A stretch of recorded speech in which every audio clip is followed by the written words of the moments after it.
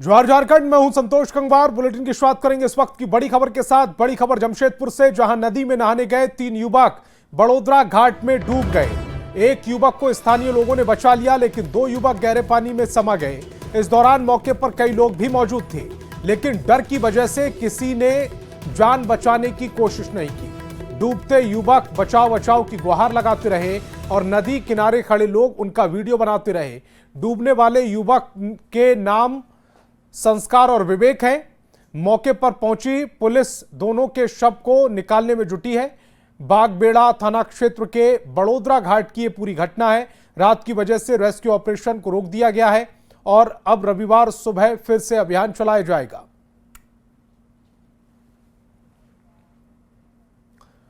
बड़ी खबर बोकारो से, जहां सिटी थाना क्षेत्र के शिमला कॉलोनी में चाकूबाजी की घटना में घायल युवक जॉर्ज बारला की इलाज के दौरान मौत हो गई है।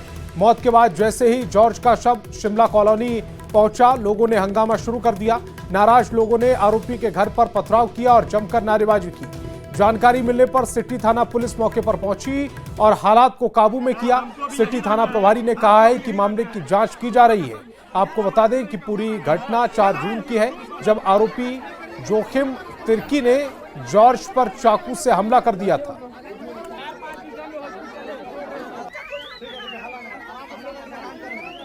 घर आ गया था, कुछ परिजन और आसपास के लोग उग्र हो गए थे।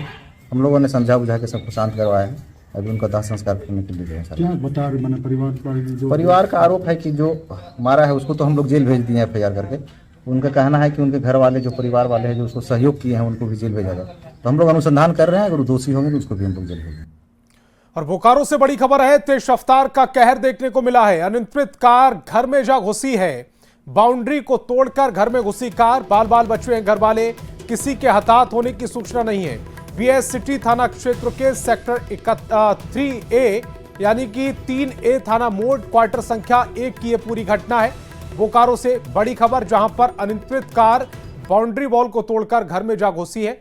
इस पूरे हादसे में किसी के हताहत होने की सूचना नहीं है। BS सिटी थाना क्षेत्र के सेक्टर 3A थाना मोड़ क्वार्टर संख्या 1 की यह पूरी घटना है। वो अचानक से जब आया एक्सीडेंट हुआ तो अचानक से बहुत जोर से आवाज़ हुआ, तो लगा कि शायद पोल उल गिरा होगा, बट फिर बाहर आके देखा तो ये सब हो गया था। पूरा बाउंड्री गेट वगैरह सब हो गया था और हम लोग भी अंदर ही बैठे हुए थे। हम लोग तक ये जो दीवार वगैरह है सब कुछ टूट के आया था। अच्छा, वो हम लोग को लगा नहीं किसी को। नुकसान किसी का नहीं हुआ है। नुकसान हमारा जैसे गेट बाउंड्री टूटा, गनीमत था कि हम लोग बैठे रहते हैं यहाँ, बच्चा भी खेलता है यहीं पे। संजोग था कि नहीं था कोई है, नहीं तो गर्मी में जनरली बाहर बैठते हैं। तो ये हम लोग का सौभाग्य कहे चाहे भाग्य कहे जो बच गया। किसी का घर के सामने दीवार तोड़ते हुए दरवाजा के सामने पहुंच गया है, जिसके हम लोग जांच कर रहे हैं। ड्राइवर तो नहीं है, फरार है, फिर भी हम लोग कोशिश कर रहे हैं कि पता करने का। किसी को कोई नुकसान, किसी तरह का किसी को नुकसान नहीं हुई है। गोड्डा से बड़ी खबर मिल रही है। बालू लदे ट्रैक्टर से बाइक की टक्कर हुई, पति पत्नी और बेटी घायल हो गए। 1.5 साल की बेटी को सिर में चोट लगी है। हादसे में तीनों की हालत गंभीर है। हायर सेंटर रेफर करने की तैयारी है। सुंदर पहाड़ी के टेसो के पास की घटना है। ट्रैक्टर और ड्राइवर की तलाश की जा रही है। बालू लदे ट्रैक्टर ने बाइक को टक्कर मारी है। हादसे में पति पत्नी और बेटी घायल हो गए।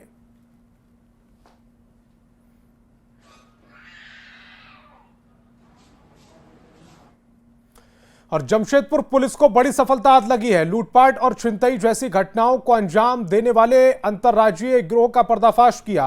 गिरोह के 7 सदस्य को पुलिस ने गिरफ्तार किया है। गिरफ्तार आरोपी कार से घूमकर छिनतई की घटना को अंजाम देते थे। इन सभी अपराधियों की गिरफ्तारी गोलमुरी थाना क्षेत्र और टेलको से हुई है।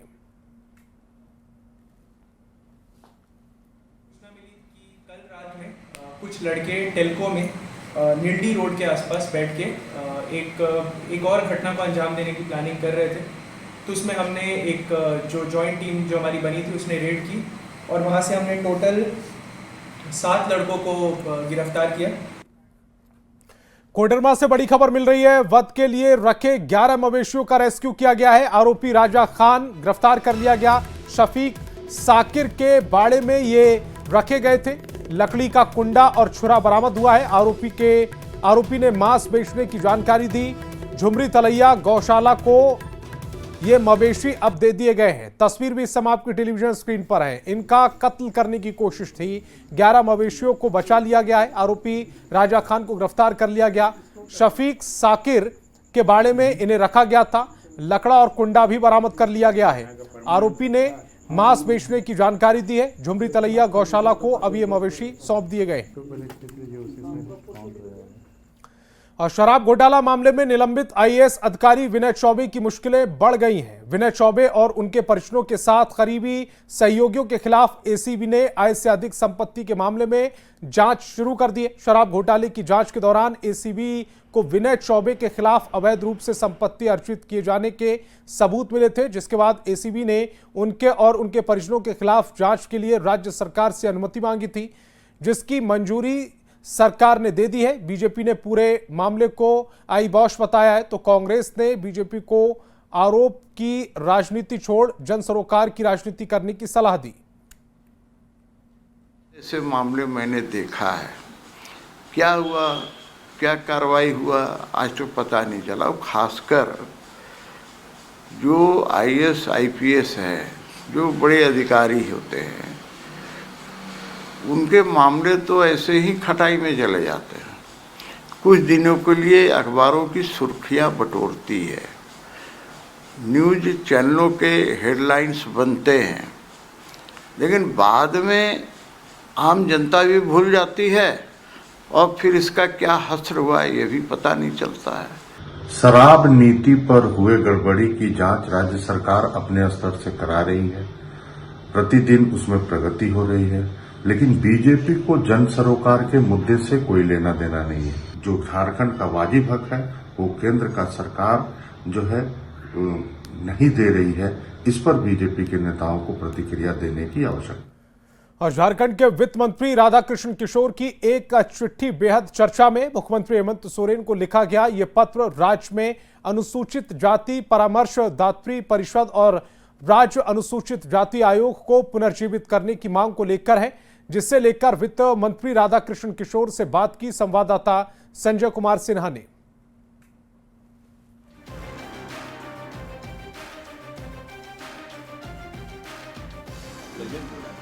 हो चुका है, जो पूर्व की सरकार ने किया है हम उसी को क्रियान्वित करना चाहते हैं। वित्त मंत्री राधाकृष्ण किशोर की एक चिट्ठी बेहद चर्चा में है। ये चिट्ठी सीधे सीएम हेमंत सोरेन को लिखी गई है। चिट्ठी में क्या कुछ किया है सीधे उन्हीं से जानेंगे कि सर एक चिट्ठी जो है जो अचानक कल चर्चा में आई कि आपने सीधे कह सकते हैं कि अनुसूचित जाति के विकास को लेकर एक पत्र सीएम को लिखा है, तो सर पत्र लिखने की नौबत क्यों आई, चूंकि अभी सरकार में है? पता नहीं इतना लोग इसे इतना गंभीरता से क्यों ले रहे हैं। चाहे आप मिलके बात करें या पत्र के माध्यम से सूचना प्रेषित करें, बात तो है कि जो अनुसूचित जाति के लिए हितकर और लाभकारी बातें हैं वो सरकार तक पहुंचाना। मैंने पत्र के माध्यम से पहुंचाया है। हम जब साथ में बैठते हैं तो भी हम लोगों ने जिक्र किया है, और यहाँ तक कि 2025-26 के बजट में भी इसका उल्लेख है परामर्शदात्री परिषद के गठन का। गठन करने की आवश्यकता नहीं है, ऑलरेडी गठित है, अधिसूचना जारी है, झारखंड के गजट में प्रकाशित हो चुका है। इसको सिर्फ एक्टिवेट कर देना है, सक्रिय क्रियाशील बना देना है। स्थिति सामाजिक आर्थिक दृष्टिकोण से अत्यंत पिछड़ा हुआ है।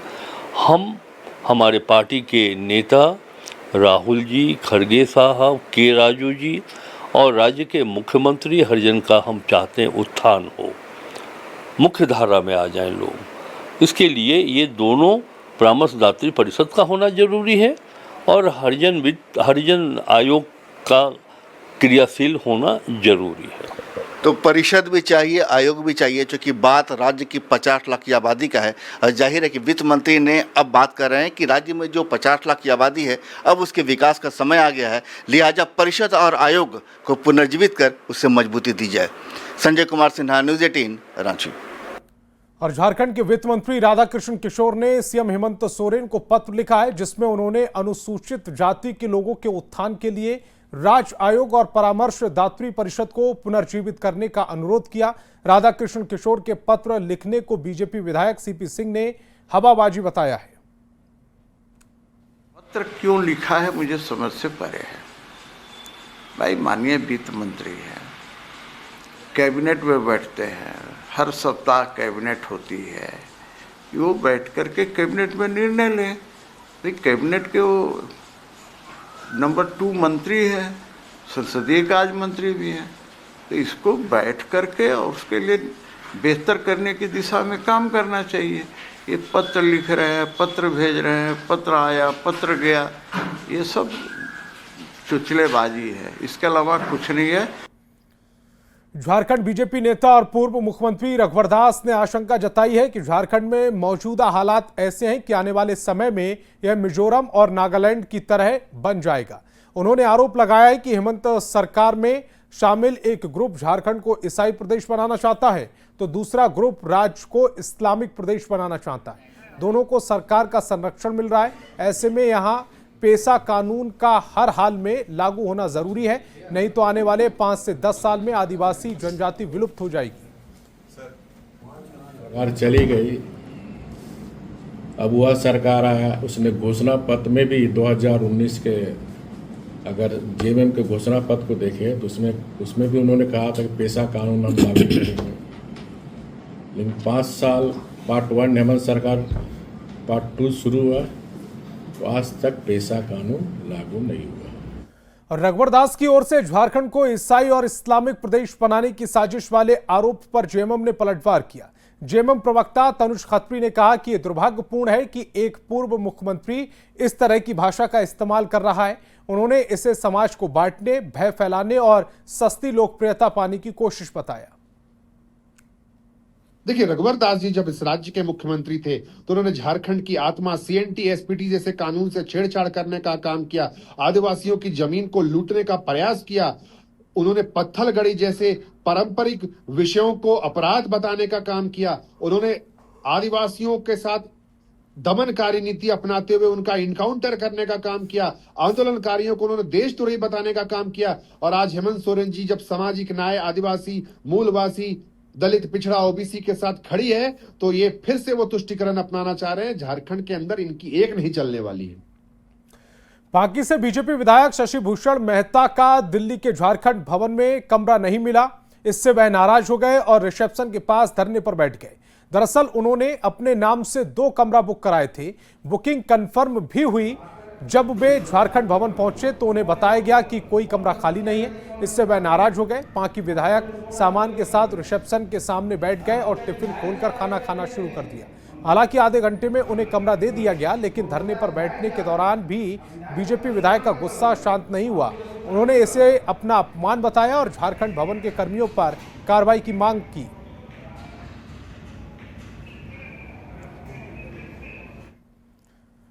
खबर कोडरमा से है, जहां दूधी माटी में बीजेपी के जिला कार्यालय का शिलान्यास और भूमि पूजन किया गया। इस दौरान बीजेपी प्रदेश अध्यक्ष बाबूलाल मरांडी, केंद्रीय महिला एवं बाल विकास मंत्री अन्नपूर्णा देवी, विधायक डॉक्टर नीरा यादव और प्रदेश महामंत्री कर्मवीर सिंह मौजूद रहे। नेताओं ने कहा कि यह सिर्फ पार्टी कार्यालय नहीं होगा, बल्कि कार्यकर्ताओं के लिए मंदिर है होगा। बाबूलाल मरांडी ने हेमंत सरकार पर हमला बोलते हुए कहा कि अपने काले कारनामों को छिपाने के लिए डीजीपी को सीएम जबरदस्ती पद पर बैठाए हुए हैं। में इस प्रकार की हालत कहीं भी नहीं। जहां पर देश का गृह मंत्रालय ने 22 अप्रैल को ही लीक करके राज्य सरकार को भेज दिया कि 30 तारीख को इनका सेवा समाप्त होगा। महालेखाकार ने भी इनके वेतन को रोक दिया। इसके बाद भी इनको बनाए हुए हैं इसको डीजीपी के रूप में। इसलिए मैं तो कहता हूँ ये इलीगल काम कर रहे हैं और पता नहीं कि मुख्यमंत्री कौन सा इलीगल काम के लिए इनको बिठा रखा है। आने वाले कल जब जांच होगी इसका तब ये पता चलेगा। अगली खबर जामताड़ा से है, जहां पूर्व मुख्यमंत्री रघुवर दास ने नाला प्रखंड मुख्यालय स्थित दलाबड़ यज्ञ मैदान में चल रहे 9 दिवसीय श्री श्री 1008 महामृत्युंजय यज्ञ में मंडप में मत्था टेककर आशीर्वाद लिया। वहीं हेमंत सरकार पर हमला बोलते हुए कहा कि हेमंत सरकार से जनता त्रस्त है और सरकार लूट में मस्त है। जनता से जवाब देगा, जनता त्रस्त है इस सरकार से, पार्ट 1 और पार्ट 2 की सरकार से। सरकार मस्त है, जनता त्रस्त है, सरकार मस्त है, लूट में मस्त है। पूरी जो जल जंगल जमीन है, इस सरकार में सिंडिकेट चला, चाहे वो शराब सिंडिकेट हो, जमीन सिंडिकेट हो, ठीक है। आज विश्व खाद्य सुरक्षा दिवस है और इस मौके पर खाद्य सुरक्षा को लेकर हजारीबाग में विशेष जन जागरूकता अभियान चलाया गया। गोला रोड, बोडम बाजार, मटवारी और अन्य जगहों पर जागरूकता अभियान चलाया गया और स्ट्रीट फूड वाले स्टॉलों में एप्रन, मास्क, ग्लव्स और टोपी का वितरण किया गया। इस अभियान के दौरान युवाओं की टोली हेल्पिंग इंडिया, फीडिंग इंडिया के युवाओं ने भी सहभागिता निभाई। चीजें बहुत ज्यादा बिक रही है, उसके लिए हम लोगों को थोड़ा सा जागरूक होना चाहिए। और उसके अलावा जो जंक फूड वगैरह बहुत ज्यादा बिक रहे हैं, उसके लिए स्कूल में अगर थोड़ा सा स्कूल में बच्चों को सिखाया जाए, समझाया जाए कि जंक फूड से आगे जाके कितने तरह की बीमारियां हो सकती है, मोटापा होने से कितनी तरह की बीमारियां हो सकती है, अगर उसके बारे में बच्चों को और लोगों को जानकारी दी जाए। तो जब से ये कार्रवाई हुई है तब तक हम लोग होटल एंड रेस्टोरेंट में भी उसके बाद हम लोग जांच कर रहे हैं, कहीं इस तरह का पनीर नहीं दिख रहा है। इवन कि आप मार्केट में खुद भी आप सर्वे करेंगे या हम भी सर्वे कर रहे हैं, तो आपको खुद जो पब्लिक है वो भी धीरे धीरे जागरूक हो रहे हैं। खबर धनबाद से है, जहां बीसीसीएल कर्मचारी पर नाबालिग लड़के के साथ छेड़छाड़ और अश्लील हरकत का आरोप लगा है। पॉक्सो के तहत मामला दर्ज कर आरोपी बीसीसीएल कर्मी को जेल भेज दिया गया। बीसीसीएल कर्मी के परिवार वालों ने साजिश के तहत फंसाने का आरोप लगाया। यह देखिए, इसमें मतलब जानकारी ये है कि एक काफ़ी अधेड़ उम्र के आदमी, तकरीबन 50-52 साल के, तो काफ़ी दिनों से कुछ और लड़कों के साथ भी मतलब पहले मैटर हुआ था, लेकिन अनफॉर्चुनेटली रिपोर्ट नहीं हो पाया था। लेकिन जैसे ही ये मामला संज्ञान में आया, पुलिस ने त्वरित कार्रवाई करते हुए उस आदमी को अपने हिरासत में लिया। अब मामला ये था कि ये जो अधेड़ उम्र का आदमी है, ये नाबालिग बच्चों को बुलाकर इनके साथ अभद्र व्यवहार करता था। यही है। अब पहले जो ये बच्चा था उसने अपने पिता को बताया, तो फिर पिताजी ने मतलब पूरा से बोला कि दोबारा इसको वेरीफाई करवाओ, तो वही वेरीफाई करवा के इस पर केस हुआ और फिर तुरंत इन्हें जेल भेजा गया है। बस यही मामला है। और झारखंड के सबसे बड़े अस्पताल रिम्स के मरीजों को अब जांच के लिए भटकने की जरूरत नहीं होगी। रिम्स में सेंट्रल लैब की स्थापना हो चुकी है। अगले 15 दिनों में रिम्स का सेंट्रल लैब शुरू हो जाएगा। रिम्स के डायरेक्टर डॉक्टर राजकुमार ने कहा है कि बिल्डिंग निर्माण का कार्य पूरा हो चुका है। लैब के लिए इक्विपमेंट भी ऑर्डर कर दिए गए हैं। ओपीडी और इंडोर के मरीजों का सैंपल सेंट्रल लैब में ही लिया जाएगा। एक ही काउंटर पर मरीजों को तमाम सुविधाएं मिल पाएंगी। चाहे वो आप ओपीडी के हों चाहे इंडोर के हों, सारे सैंपल वो 5-6 काउंटर रहेंगे। काउंटर बटे रहेंगे कि इंडोर के सैंपल कहाँ लिए जाएंगे, आउटडोर के सैंपल कहाँ लिए जाएंगे। वहीं पे एक ही विंडो सिस्टम में इनका वहीं पे रिक्विजिशन रेज हो जाएगा, वहीं पे लेबल बन जाएगा, वहीं पे उसी के थोड़े दूरी पर एक जगह है जहाँ पे सैंपल कलेक्ट हो जाएगा। वहीं पे पैसे भी जमा हो जाएंगे काउंटर पे और टाइम बता दिया जाएगा। उसके बाद निश्चित टाइम पे वो रिपोर्ट्स भी मिल जाएगी। और आगे चल के तो ये हम सोच रहे हैं, आगे चल के तो पेशेंट के मोबाइल पर व्यवस्था करेंगे। तो इस बुलेटिन में फिलहाल इतना ही, लेकिन चलते चलते एक नजर हेडलाइंस पर भी।